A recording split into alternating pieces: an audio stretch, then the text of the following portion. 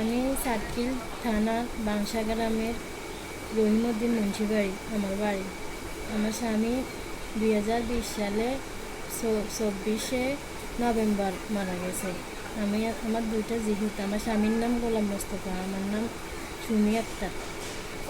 আমার দুইটা জিহুত, একটা ছেলে একটা মেয়ে। দুটা ছেলে মেয়েরা আমি আলহামদুলিল্লাহ মাদ্রাসা নুর আলী লাইনে মাদ্রাসা পড়াইতেছি। ছেলেরে হাফেজ বানানোর মনের আশা, আর মেয়েকে আমি কোরআনে যতটুকু পারি পড়াবো।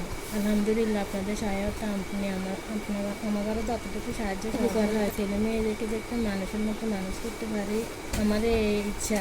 আপনারও সহায়তা আলহামদুলিল্লাহ আমি অনেক খুশি হয়েছি। আমার ছেলে মেয়েদের দ্বারা আপনারা এতটুকু সাহায্য সহযোগিতা করেছেন।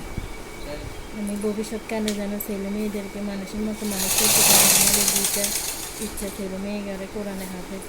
এগুলোর বাপ নাই, মারা গেছে। ছোটো ছোটো বাচ্চা, একটার বয়স 6 বছর, একটার বয়স 9 বছর। ছেলেটার বয়স আমার 9 বছর, মেয়েটার বয়স ছেলের বয়স 9 বছর আর মেয়ের বয়স 6 বছর।